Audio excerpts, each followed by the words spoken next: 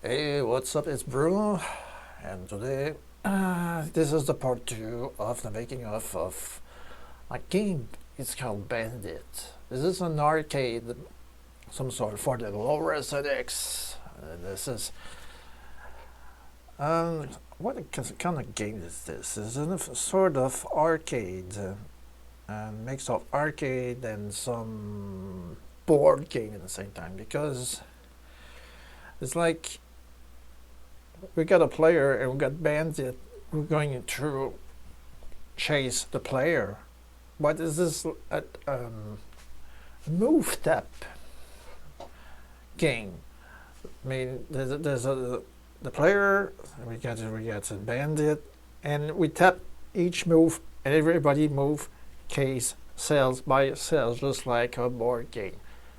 So the player got time to reflect, to think about the move gonna put on the next round anyway. So I did all the HUD, the main board like this. So the reason I put a blue grid on it because it looks like a Tron game, something like that. And yeah, this is the end of the program for now. And it moves case by case, 8 by 8, and you tap the move, and you tap one key to shoot and choose next the direction of the shoot. And it's about the number of moves you do, and the number of the less move you get to reach this exit right there. So I started up to make the HUD, the background, the I already made the background, ammo squared, you know me with indeed this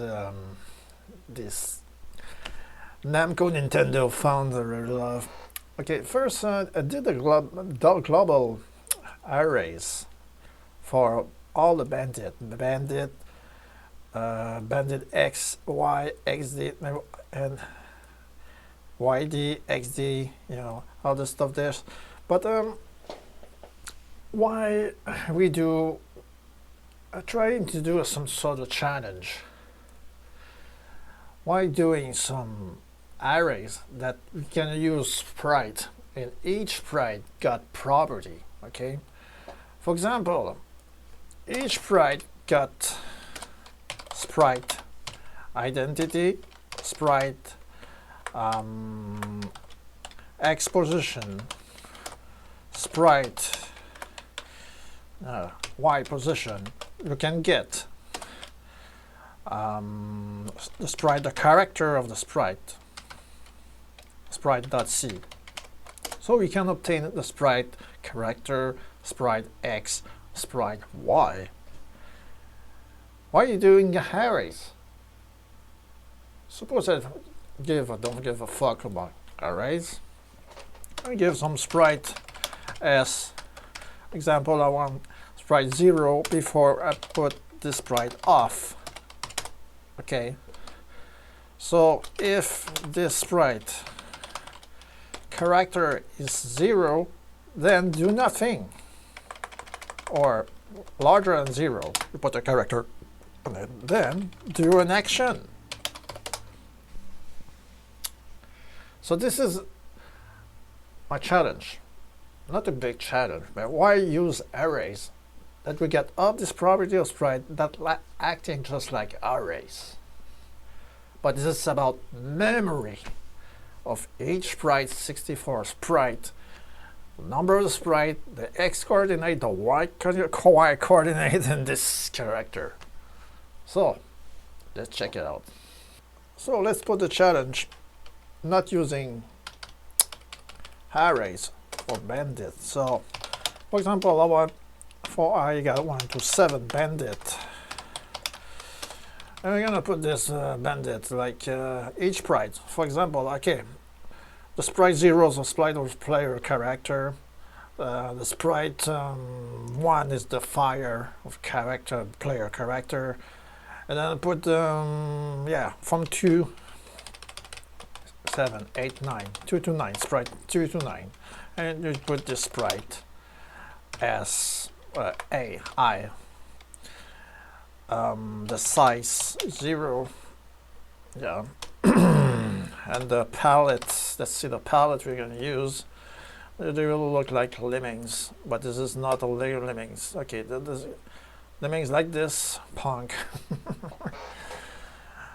Okay, let's put this character by default.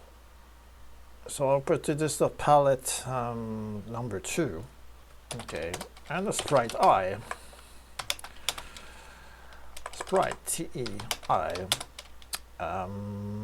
Assign a random position between, let's see,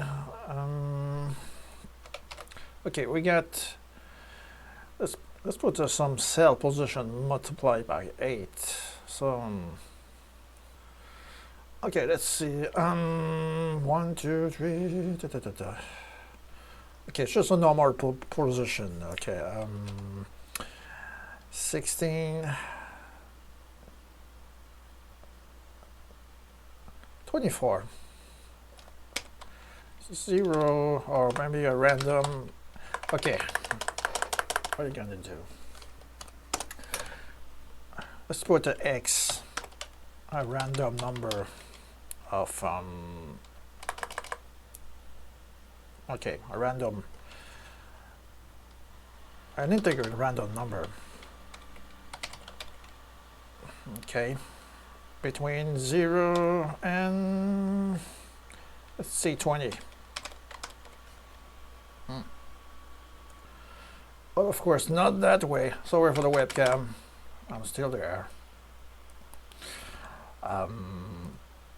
Random number, okay, 20. Integer 20. And the Y position in integer, let's say 1 2 3 4 5 6 7 8 9 10 11 12. Integer random 12. So we get, this is cell coordinate, and then put the sprite I, we got comma X 8 and Y was 8, like this, and the default character as okay, let's see, and the graphic designer, okay, put the default, okay, 18, like this. So if I am okay, save that, run that, we got our bandit on plate cell 8 coordinate, 8 pixel coordinate, like this. But if I still run, we're gonna have, okay, okay, let's put some randomize timer, like this.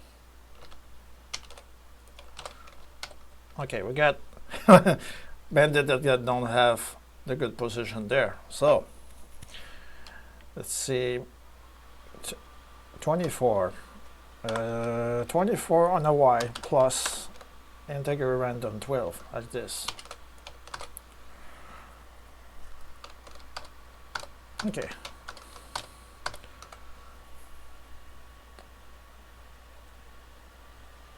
X times 8, Y times 8, okay, 18. Why just spending time on it? Okay.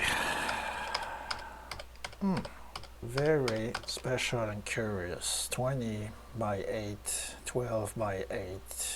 Oh, fuck. Let's try this. Okay.